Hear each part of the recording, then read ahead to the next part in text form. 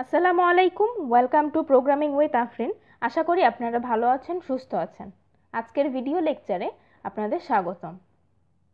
আজকে আমরা ASCII code নিয়ে আলোচনা করব। আস্কি কোড থেকে ক্যারেক্টার এবং ক্যারেক্টার থেকে আস্কি কোডে কিভাবে কনভার্ট করা যায় সে কনভার্সনটা আজকে দেখব। তো প্রথমে আস্কি কোড সম্পর্কে একটু জেনে নিই। সেটা হচ্ছে আস্কি কোড এক ধরনের এনকোডিং ক্যারেক্টার, যেই প্রত্যেকটা ক্যারেক্টারের জন্য আলাদা আলাদা নিউমেরিক কোড আছে, আর এই নিউমেরিক কোডগুলো রিপ্রেজেন্ট করে থাকে ক্যারেক্টারস। তো এখানে যদি আমরা দেখি যে প্রত্যেকটার জন্য আলাদা আলাদা সিম্বল আছে, ক্যারেক্টার আছে, নিউমেরিক ভ্যালু আছে, এছাড়াও ডিফারেন্ট নাম্বার আছে। যেহেতু যেমন এখানে দেওয়া আছে 65-র জন্য এ, এরপরে আছে 66-এর জন্য বি, এভাবে প্রত্যেকটা ভ্যালু আছে। তো আমরা প্রথমে দেখব যে এই ক্যারেক্টার যদি এ দিই, এ থেকে কিভাবে 65 আসে, তারপরে বি যদি দিই তারপরে 66 কিভাবে আসে। তো প্রথমে আমরা চলে যাব কোড ব্লকসে। এবার একটা ফাইল ক্রিয়েট করে নেব, নিউ ফাইল। ফাইলটা সেভ করে নেব। আপনারা চাইলে যে কোনো ফোল্ডারে সেভ করতে পারেন। আমি এখানে আস্কি নামে সেভ করে নিচ্ছি। তো এরপরে হচ্ছে কোডের জন্য যে বেসিক সিনট্যাক্সটা লিখি সেটা লিখব।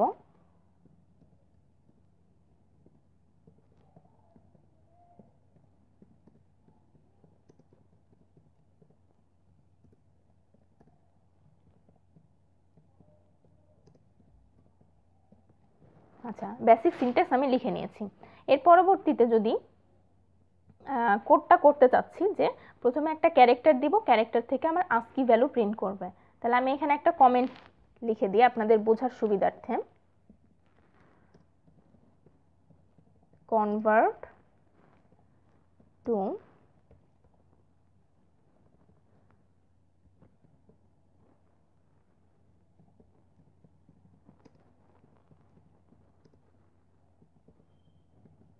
Character into ASCII. তাহলে প্রথমে আমি ক্যারেক্টার হিসেবে একটা ভ্যালু দিব, এরপরে আমার সেটা আস্কি কোডে কনভার্ট করবে। তো প্রথমে যেহেতু ক্যারেক্টার নিব, এর জন্য আমি একটা ক্যারেক্টার ডেটা টাইপ ডিক্লেয়ার করব। আচ্ছা, সরি, ক্যারেক্টার যেহেতু নিব, ক্যারেক্টার একটা সিএইচ ভ্যারিয়েবল নিয়ে নিলাম। এর পরবর্তীতে একটা স্টেটমেন্ট দিব বোঝার সুবিধার্থে।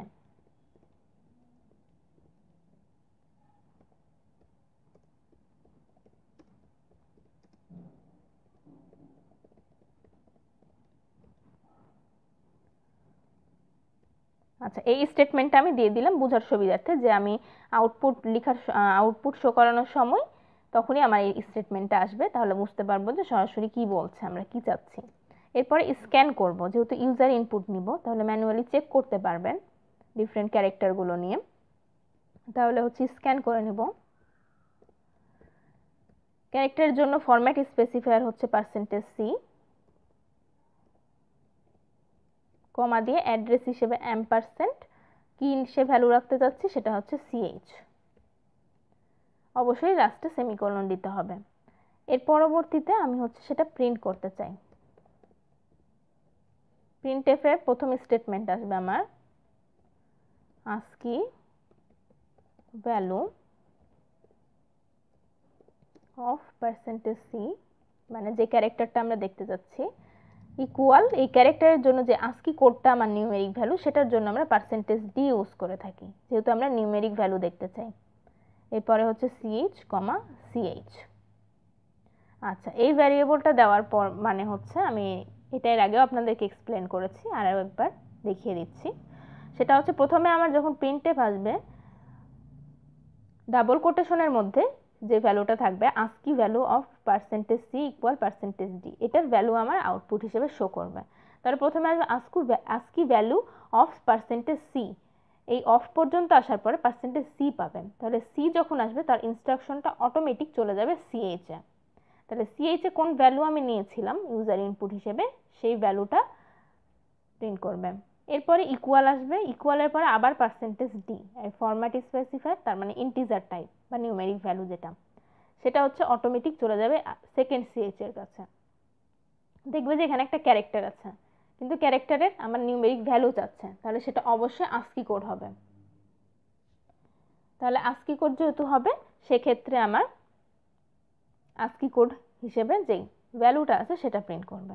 তাহলে এখন যদি আমি আউটপুট দেখতে চাই তাহলে কি আসে দেখি।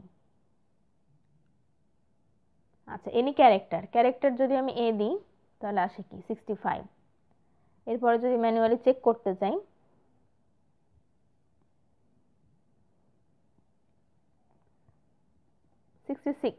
সরি অবশ্য বি দিব ক্যারেক্টার 66। এরপরে যদি চেক করি 63,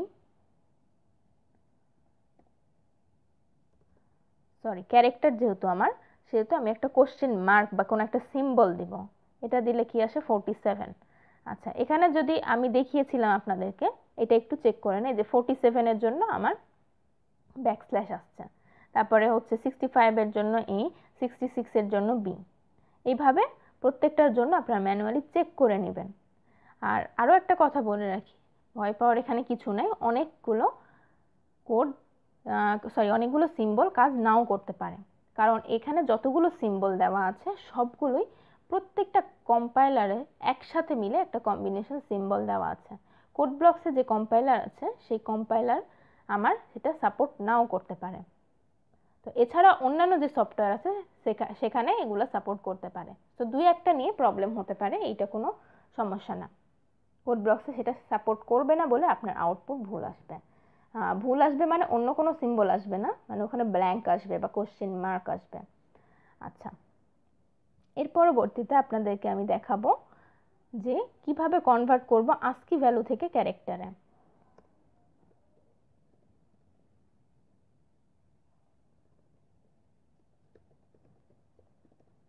আচ্ছা, আস্কি ভ্যালু টু ক্যারেক্টার। এর পরবর্তীতে যেহেতু আমরা আস্কি ভ্যালু নিতে যাচ্ছি সেটা আমার অবশ্যই ইন্টিজার টাইপের হবে, তাহলে এখানে ইন্টিজার নিয়ে নিব।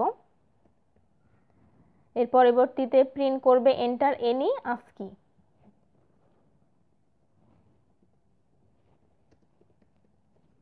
আচ্ছা, আস্কি ভ্যালু দেখব।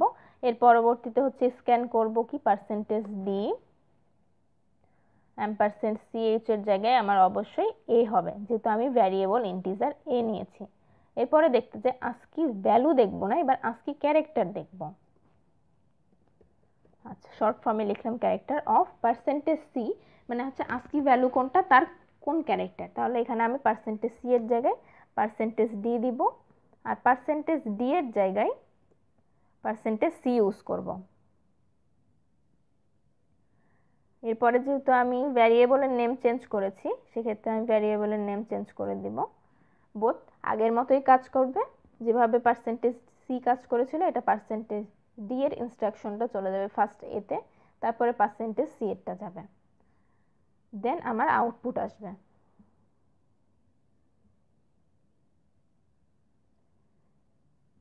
এবার বলছে এন্টার এনি আস্কি ভ্যালু, তাহলে আমরা যদি দেই 63 কি আসে, একটা কোশ্চেন মার্ক আসে।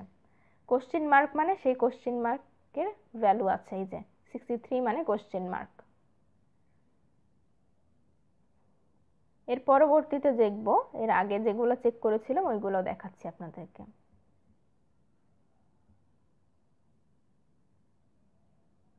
আস্কি ভ্যালু 65 এর জন্য আসছে বি।